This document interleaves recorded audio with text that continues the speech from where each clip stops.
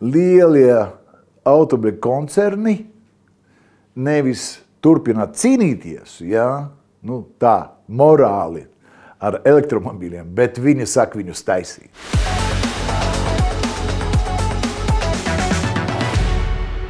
Nolūkā veicināt videi draudzīgu transporta līdzekļu izmantošanu, Latvijā ir noteikti vairāki atvieglojumi un priekšrocības.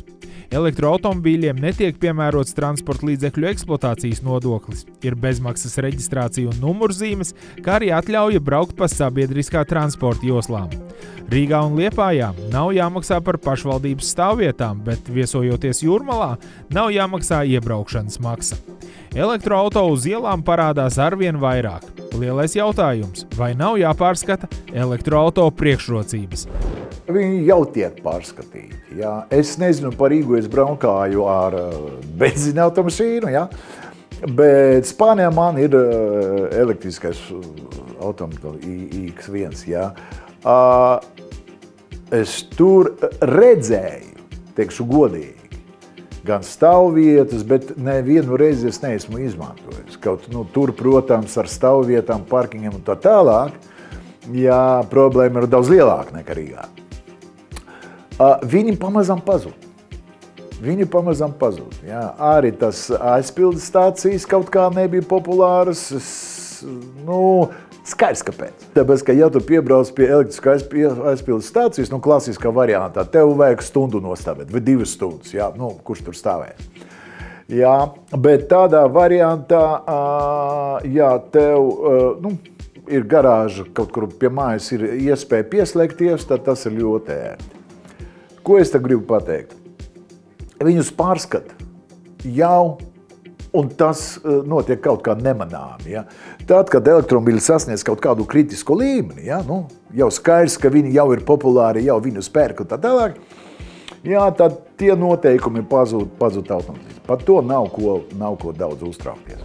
Tāpēc es domāju, ka elektromobīļiem ir nākotnē galvenokārt tāpēc, ka tīri no tehniskā viedokļa viņi ir uz kārtu vienkāršāk nekā benzīndzinēji. Mēs visi saprotam, ar ko atšķirās, elektrodzinējs no benzīndzinēja. Un tā tehnoloģija un viss tas, kas tur ir ieguldīts, daudz dārgāk, gan izgatavošana, gan eksploatācija un tā tālāk.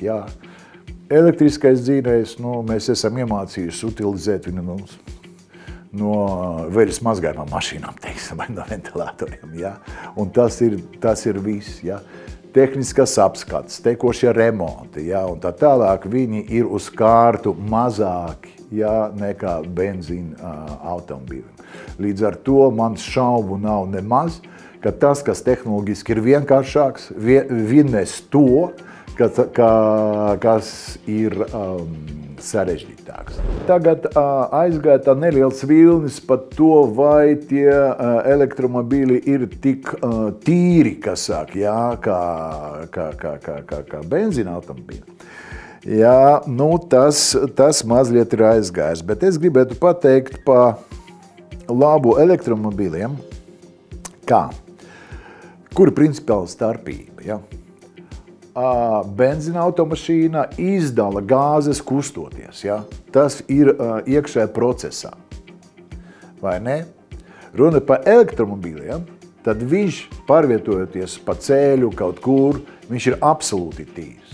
Šeit mēs piesienāmies tehnoloģijai, kur ir saistīta ar akumulātoru izgatavošanu, lītiju un tad viņu utilizāciju un tā tālāk. Kas ir principiāli dažādi šeit? Tas, ka to tehnoloģiju pirms, pēc utilizācija un izgatavošana, viņa ir iznesama un atdalāma no paša lietošanas procesa. Līdz ar to, cik mums dzinējs, benzīna dzinējs attīstās un strādā 100 gadus, vai ne? Un cik mēs tā daudz maz aktīvi braucam ar elektromobīļiem, 10 gadus, vai ne? Es domāju, ka tā tehnoloģija ir atrisināma. Viņa vienkārši tehnoloģiski ir atrisināma, viņa vienkārši jāatrisina un viss.